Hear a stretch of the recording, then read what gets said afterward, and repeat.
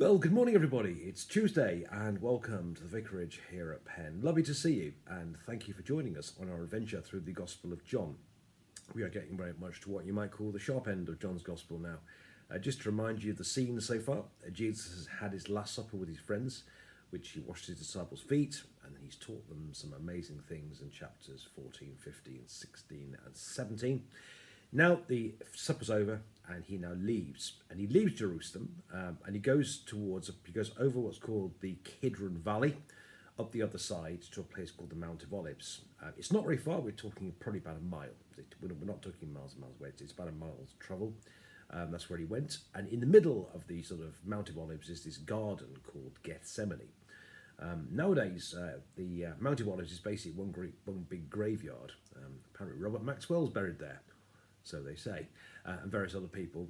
It's a great big graveyard. In those days, there were lots of olive trees there, and there's this garden called Gethsemane, which literally means, the Gethsemane means olive press, and you can go there to this day, and you can be there. There's a church next door, of course. They put churches everywhere, don't they? But also, you can actually see olive trees that are so old in that garden that they reckon that they were there at the time of Jesus. Anyway, it may well have been that Jesus had been camping there or something like that. Whatever, we do not know. But anyway, that's where Jesus goes. He goes to this garden called, which we know as Gethsemane. So, without further ado, I'm going to read you now John's Gospel, chapter 18. I'm going to read you verses 1 to 14, all about the arrest of Jesus. Here goes. So the supper's just finished.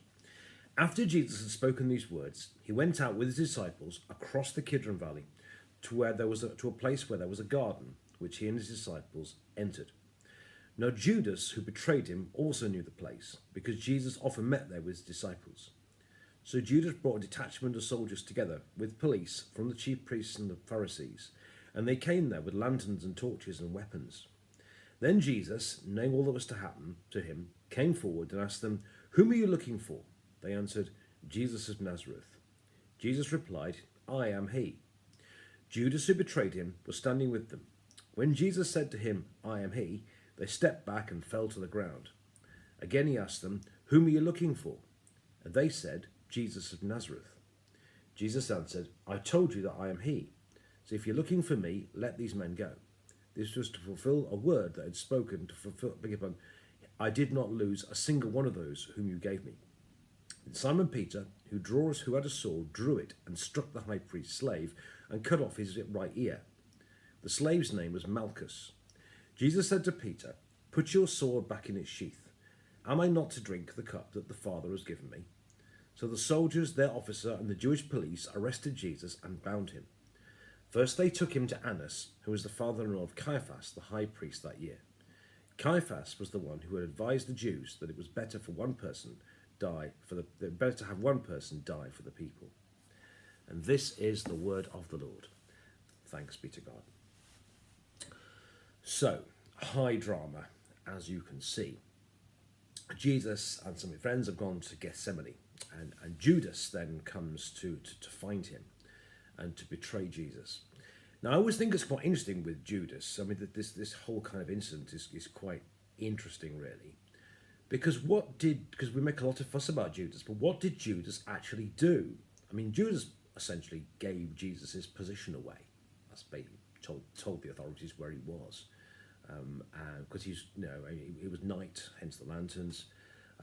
The actual Greek says they came with a cohort of soldiers, which apparently literally means 600 soldiers. A bit excessive for one bloke. I suspect that's a bit of an exaggeration. But 600 soldiers does seem quite a lot to arrest somebody. But the thing I always think interesting about this is, what was the big fuss about? Because, let's be honest, Jesus didn't exactly keep a low profile. I'm sure they could have found him one way or another, or bumped him off or something. What was so important about Judas?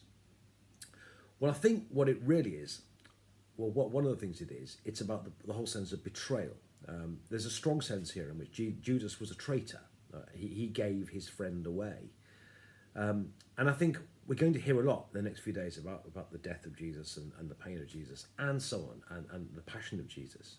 But a big part of that is the fact that his friend gave him away, that he was betrayed by one of his friends, that pretty much all the other ones ran away. But Judas, also the treasurer, I might tell you, actually betrayed. He was given away, but he was betrayed by one of his close friends.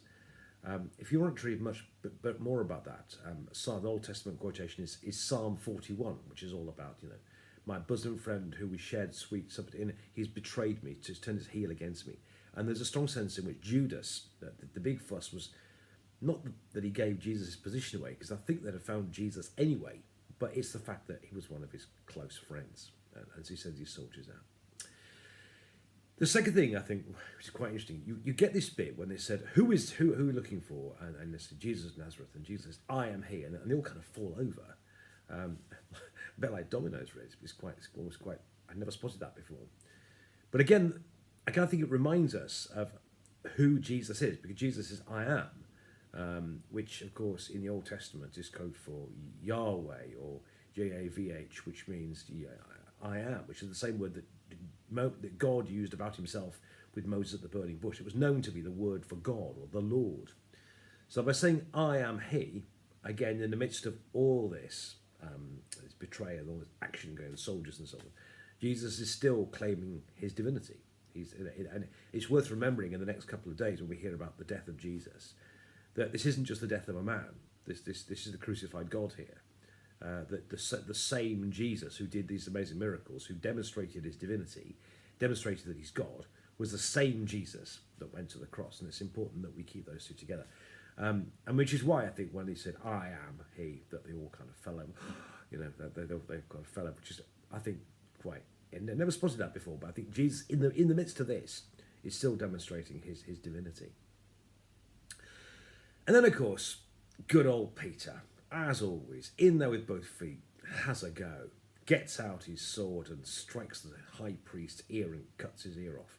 I mean, it's Peter has a go. In Luke's gospel, of course, the good news is that Jesus sort of heals the ear, which is good to know. But I think, in a sense, this was never going to happen, because Jesus is basically saying it is time. In the past, Jesus has gone through crowds. He has withdrawn from crowds in the past, and I guess he could have done now. I mean, let's not forget, he could have called on 3 legions of angels, as he says in another gospel. But he doesn't need Peter to fight, because it is now. This is the time. This is it. This is the climax of the story. He had to do this. He had to do it. So he says to Peter, put your sword back. I need to take to drink the cup now. Now is the time. So now is not the time for fighting back. Now is the time. That's it. So Peter has a go, and I suppose it's a noble attempt, but actually Jesus says, no, don't do that, because the time, the kairos, as the Greek would say, is not right. It's to bring it, but the time is right. Now is the time. So now is not the time for fighting. Now is the time to drink the cup, he says. But finally, there's quite a lot in this story about the fact that Jesus gave his life so that others can live.